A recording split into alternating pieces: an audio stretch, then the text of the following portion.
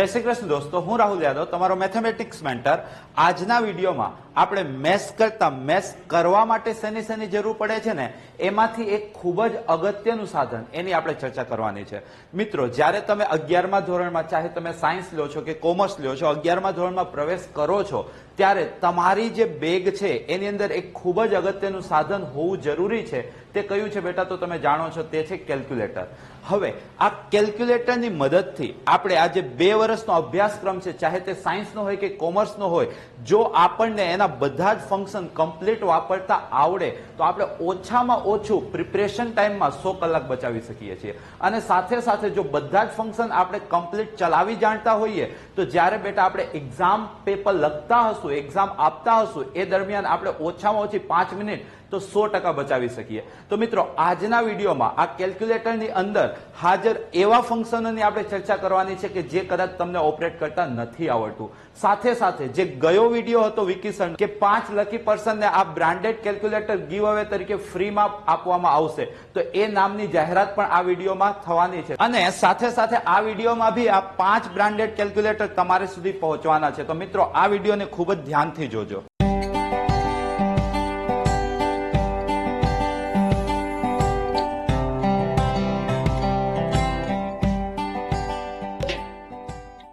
મિત્રો, આ વિડીયોમાં હું જે તે ફંક્શન તમને શીખવાડવાનું છે તે ફંક્શન હું તમને Casio MJ-12D કેલ્ક્યુલેટર જે છે એની અંદર પરફોર્મ કરવાનો છું। ખાસ કરીને આ વિડીયોની અંદર MU, MRC, M+, M- અને GT આ એવા ફંક્શન છે કે જે તમે ભાગ્યે જ યુઝ કરતા હશો, કારણ કે કેલ્ક્યુલેટર દિમાગમાં આવે તો તમે સરવાળો, ગુણ્યા, બાદબાકી, ભાગાકાર ને પર્સન્ટેજ ત્યાં સુધી જ તમારું કેલ્ક્યુલેટરનો યુઝ સીમિત થઈ જતો હોય છે। પરંતુ અગર તમને આ ફંક્શન યુઝ કરતા આવડે છે તો જે મેં તમને વાતચીત કરી કે આટલી મિનિટ તમે બચાવી શકો છો તે 100% સાચી સાબિત થઈ શકે છે। મિત્રો, આ કેલ્ક્યુલેટરની બીજી ખાસિયત શું છે કે આ કેલ્ક્યુલેટર તમને 3 વર્ષની વોરંટી સાથે મળે છે। જે અન્ય કોઈ કેલ્ક્યુલેટર તમે માર્કેટમાંથી પરચેસ કરો છો તો તમને આ વોરંટી મળતી નથી। તો આ એક બહુ જ સારો પ્લસ પોઈન્ટ જે વિદ્યાર્થી હજી સુધી કેલ્ક્યુલેટર ન ખરીદ્યું હોય તેના માટેનો છે। સાથે સાથે બેટા, આ કેલ્ક્યુલેટર બોડી ડ્રોપ રેઝિસ્ટન્સ છે। મતલબ શું બેટા કે માનો કે આપણે આને એમને બાય ચાન્સ ક્યાંક થ્રો થઈ જાય છે, ક્યાંક પડી જાય છે, જેમ કે જોઈ શકો છો, એની પછી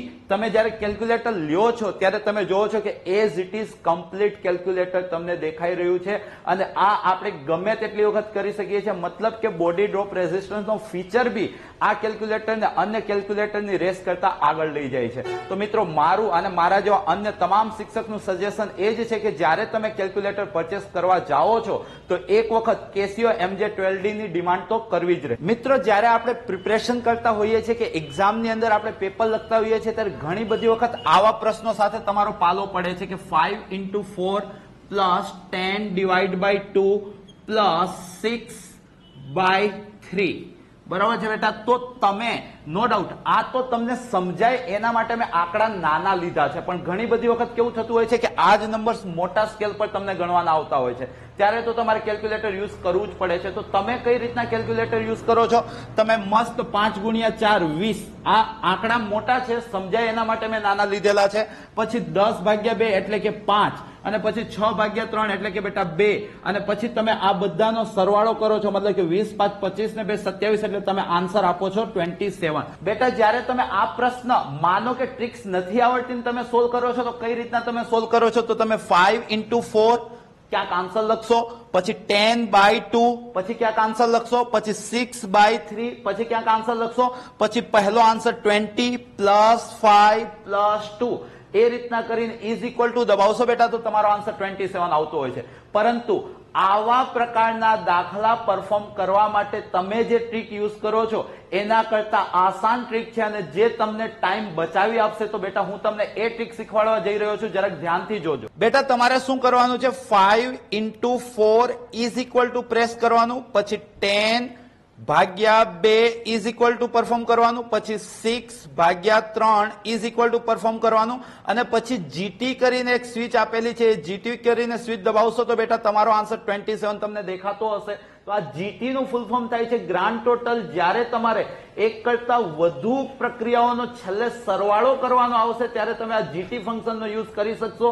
કઈ રીતના કરવાનું છે તો જે તે ઓપરેશન પરફોર્મ કર્યા પછી ઇઝ ઇક્વલ ટુ કરીને રેન્ડમલી ચાલુ જ રાખવાનું ને છેલ્લે તમારે કમ્બાઇન્ડ સમ જોઈતો હોય તો તમારે જીટી પ્રેસ કરી દેવાનું. ક્લિયર છે બેટા? અગર બેટા તમે કોમર્સ બેકગ્રાઉન્ડ થી છો તો ઘણી બધી વખત તમારે લે વેચ નફો ખોટવાળા દાખલામાં કેવું થતું હશે કે માનો કે તમે માર્કેટમાંથી કોઈ એક વસ્તુ 500 રૂપિયામાં ખરીદી છે અને તમારે તેમાં 100 રૂપિયા પ્રોફિટ રાખીને એ વસ્તુને 600 રૂપિયામાં વેચવી છે.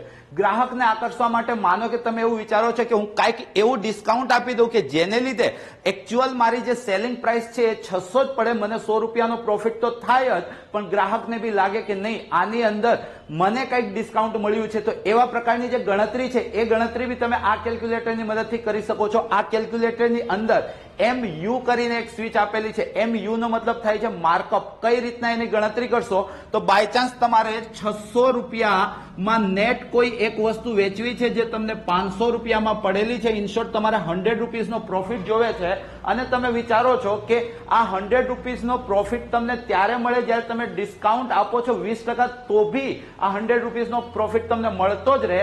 તો તમારે આ વસ્તુ કેટલામાં વેચવી જોવે તો એના માટે તમારે શું કરવાનું ખૂબ જ ધ્યાનથી જોજો બેટા. તો બેટા આવી ગણતરી કરવા માટે સૌથી પહેલા તમારે 600 પ્રેસ કરવાના, પછી આ MU બટન પ્રેસ કરવાનું. તમારે કેટલા ટકા ડિસ્કાઉન્ટ આપ્યા પછી બી આ 600 રહેવા જોઈએ તો તમને ખબર છે કે માનો કે તમે 20% ડિસ્કાઉન્ટ આપો છો તો તમારે 20 અને પર્સન્ટેજ દબાવવાના. તો બેટા જોઈ લો તમારો ડિસ્પ્લે જે છે તે 750 બતાવે છે. મતલબ શું બેટા, તમારે 750 રૂપિયામાં વેચવી જોઈએ, એમાં તમે 20% ડિસ્કાઉન્ટ આપો છો તો બી તમારી વસ્તુ એકચ્યુઅલ જે સેલિંગ પ્રાઇસ છે તે 600 પડે છે. ઇન શોર્ટ તમને 100 રૂપીસનો પ્રોફિટ તો થાય જ છે.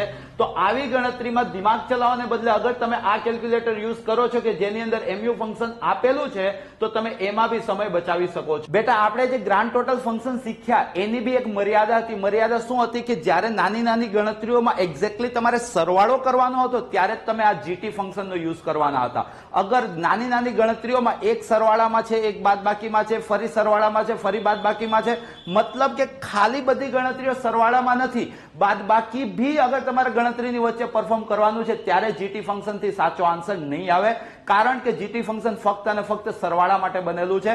તો એવી ગણતરી કઈ રીતના તમે કરશો? નોર્મલ નો ડાઉટ તમે જે કરો છો એનાથી તો આન્સર આવશે, પણ હવે વાત આપણે કરી રહ્યા છીએ સમય બચાવવાની. તો આ સમય કઈ રીતના બચાવશો? અગર તમને આ કેલ્ક્યુલેટરના બધા જ ફંક્શન આવડે છે તો એવી ગણતરીમાં બી તમે ખૂબ સારો સમય બચાવી શકો છો. માનો કે તમને ગણતરી મળે છે 5 ગુણ્યા 4 ઓછા 2 ગુણ્યા 3 વત્તા 3 ગુણ્યા 5 ઓછા 4 ભાગ્યા 2.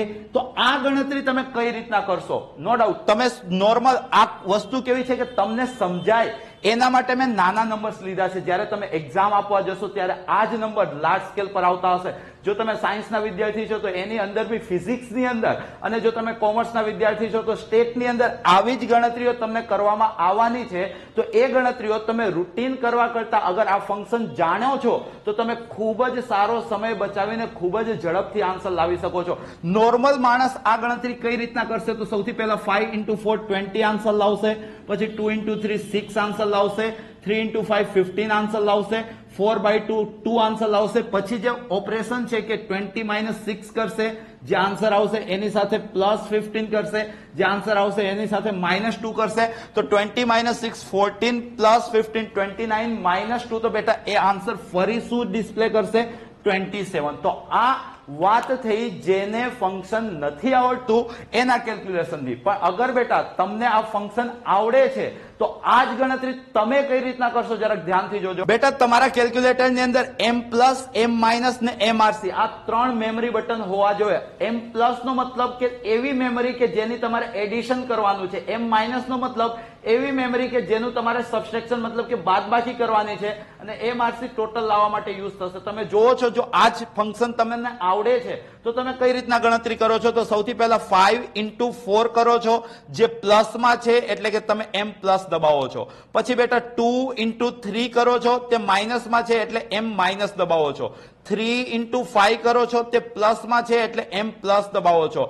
4 by 2 એ માઇનસમાં છે એટલે M- દબાવો છો. અને બેટા ફાઇનલ આન્સર માટે MRC દબાવો છો. તો તમે જોઈ શકો છો કે આન્સર 27 આવી ગયો. તો અગર તમને આ ફંક્શન M+, M- ને MRC જે મેમરી મેમરી ફંક્શન છે એ તમને આવડે છે તો તમે ખૂબ જ સારો સમય ફરી વખત આવી ગણતરીથી બચાવી શકો છો.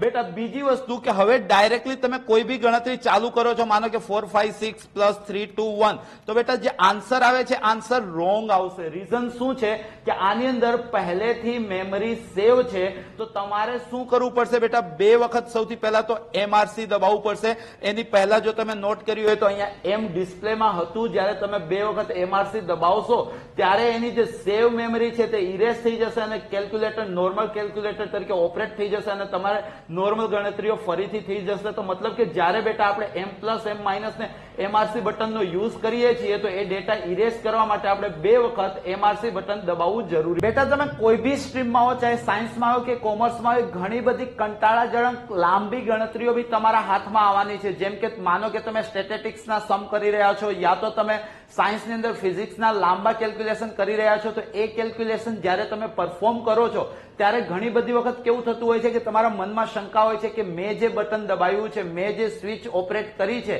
એમાં ક્યાંક મિસ્ટેક તો નથી રહી ગઈ ને? નો ડાઉટ આ કેલ્ક્યુલેટર આપણી ઇન્ડિયન સિસ્ટમ મુજબ આપણા આંગળીના અનુકૂળ એ જ રીતના એની સ્વિચ ડિસ્પ્લે કરેલી છે, પણ તેમ છતાં આ જે મનમાં શંકા છે એ શંકાને લીધે ઘણી વખત આગળની ગણતરી કરવામાં આપણને તકલીફ પડતી હોય છે. તો બેટા એના માટે આ કેલ્ક્યુલેટરની અંદર ચેક કરેક્ટનો જે ઓપ્શન છે એ તમારા કામે આવી જાય છે. ચેક કરેક્ટનો ઓપ્શન કઈ રીતના કામમાં આવતો હોય છે એ હું તમને અત્યારે બતાવવા જઈ રહ્યો છું, ધ્યાનથી જોજો. બેટા માનો કે તમારે કોઈ એક નોર્મલ ગણતરી કરવી છે કે જેની અંદર 5 પ્લસ 60 પ્લસ 30 પ્લસ 2 અને એનો આન્સર બેટા 97 આવે છે, પણ તમને એવું છે કે બેટા આન્સર 100 આવવો જોઈતો હતો. મતલબ કે જે લાસ્ટમાં 2 હતા એને બદલે બેટા 5 હોવા જોઈતા હતા. તો એ તમે મિસ્ટેક કઈ રીતના, શું ગણતરી તમે પહેલેથી કરશો? ના, એ જે આપણે નંબર દબાવવામાં જે મિસ્ટેક થયેલી હોય એ નંબરને કરેક્ટ કરવા માટે આની અંદર તમને કરેક્ટ સ્વિચ આપેલી છે. તમારે શું કરવાનું બેટા? કરેક્ટ પ્રેસ કરવાનું, ડાઉન એરો પર જવાનું, પછી તમે નેક્સ્ટ, તો સૌથી પહેલું 5 હતું બેટા, એની પછી 60 પ્લસ 30 પ્લસ 2, તો આ 2 માં મિસ્ટેક હતી બેટા. તો આ 2 ની મિસ્ટેકને જો તમારે બદલીને નવો કોઈ નંબર લખવો હોય તો તમે શું કરશો? ફરી કરેક્ટ દબાવશો, આ એરો દબાવશો, તો એને લીધે એ ડેટા તમારો ડિલીટ થઈ ગયો છે અને એને બદલે તમારે બેટા 5 દબાવવાના હતા. કરેક્ટ કરશો અને બેટા ઇઝ ઇક્વલ ટુ કરશો તો તમે જોઈ શકો છો કે તમારો આન્સર 100 આવી ગયો છે. તો આ બી એક ખૂબ જ સારું ફંક્શન આ કેલ્ક્યુલેટર તમને પ્રોવાઈડ કરી રહ્યું છે કે જેની અંદર આખી ગણતરી પહેલેથી ન કરવાને બદલે અધવચ્ચેથી અગર ક્યાંક મિસ્ટેક હોય તો તે તમે જોઈ શકો છો. સાથે સાથે બેટા અગર ખાલી જે તમારા મનમાં શક છે એને દૂર કરવો હોય તો બેટા ઓટો રિવ્યુ કરીને સ્વિચ આપેલી છે. તમે ઓટો રિવ્યુ પ્રેસ કરશો તો જે તમારા ડેટા હતા તે આપોઆપ અમુક સેકન્ડના અંતરાલ પછી રિપીટ થતા જશે અને એ તમે જોઈ શકો છો કે આ બી ખૂબ જ સારો ફંક્શન તમને મળી રહ્યું છે. બેટા આ કેલ્ક્યુલેટરની એક ખાસિયત તો તમે નોંધી કે આ 3 વર્ષની વોરંટી સાથે આવે છે. સાથે સાથે બેટા આની બીજી ખાસિયત એ છે કે અન્ય કેલ્ક્યુલેટર જે આપણે વસાવીએ તો એ કેલ્ક્યુલેટર બિલિયન કે ટ્રિલિયન સિસ્ટમ પર વર્ક કરતું હોય છે, જ્યારે બેટા આ કેલ્ક્યુલેટર આપણી ઇન્ડિયન કોમા માર્કરને સપોર્ટ કરે છે. મતલબ શું બેટા કે આ કેલ્ક્યુલેટર લાખ 10 લાખ સિસ્ટમ પર કાર્ય કરે છે. તો આ બી એક પ્લસ પોઈન્ટ રહેશે અગર આપણે Casio MJ-12D કેલ્ક્યુલેટર યુઝ કરીએ છીએ તો. હવે બેટા આપણે વાત કરીએ, જે ગયો વિડીયો હતો એની અંદર જે ગીવ અવે વાળી વાતચીત હતી તો એના વિનર્સ ડિક્લેર કરવાની. તો બેટા મારી પાસે Casio ઇન્ડિયાએ સિલેક્ટ કરેલા 5 એવા લકી પર્સન, લકી સ્ટુડન્ટના નામ આવી ગયેલ છે કે જેને આ કેલ્ક્યુલેટર ફ્રી ઓફ કોસ્ટ મળી રહ્યું છે. અને બેટા જો તમારું નામ આ નામની અંદર સમાવેશ નથી તો આજનો વિડીયો બી ફ્રી ગીવ અવે વિડીયો છે, એમાં કદાચ તમારું નામ આવી શકે છે. તો એના માટેની વાતચીત હું આ નામ જાહેર કર્યા પછી કરવાનો છું. તો બેટા જે સૌથી પહેલો લકી પર્સન છે તે છે શ્યામલ સાધુ, જે બિલોંગ કરે છે અહેમદાબાદ થી અને એ એક વિદ્યાર્થી છે 11th સ્ટાન્ડર્ડ ગુજરાત બોર્ડનો. બેટા જે બીજો લકી પર્સન છે તે છે દિવ્યેશ બલદાણિયા ગણપતભાઈ, જે સુરતના છે અને 11મા ધોરણના ગુજરાત બોર્ડના જ વિદ્યાર્થી છે. અન્ય જે થર્ડ પર્સન છે તે છે મહેક પટેલ, જે સુબીર ડાંગ જિલ્લાથી બિલોંગ કરે છે અને એ બી 11મા ધોરણના જ વિદ્યાર્થી છે. ચોથા લકી પર્સન જે મારી લિસ્ટમાં છે તે છે શાહ જનુષ કમલેશ કુમાર, જે વડોદરાના જ રહેવાસી છે અને 11મા ધોરણના જ વિદ્યાર્થી છે. એમાં જે અંતિમ પર્સન છે તે છે બેટા શાહ મિત, જે રાજકોટના છે અને એ બી 11મા ધોરણના વિદ્યાર્થી છે. તો તમને આજના વિડીયોમાં કયો ફંક્શન સૌથી સારો લાગ્યો હોય એની ડિટેલ તમને નીચે ડિસ્ક્રિપ્શન બોક્સમાં આપેલી છે. એ ફોર્મ ભરીને એમાંથી કયો પોઈન્ટ સૌથી સારો હતો એ જણાવવાનું છે અને તમે બી આ લકી ડ્રોના વિજેતા બની શકો છો અને તમને મળશે આ જ branded calculator free of cost. અને બેટા જે વિદ્યાર્થીઓ આ પહેલા કોન્ટેસ્ટના વિનર છે એમના ઘરે ટૂંક જ સમયમાં આ કેલ્ક્યુલેટર પહોંચી જવાનું છે, તો એ બધાને મારી તથા મારી સંપૂર્ણ ટીમ પ્રતિ કોંગ્રેચ્યુલેશન.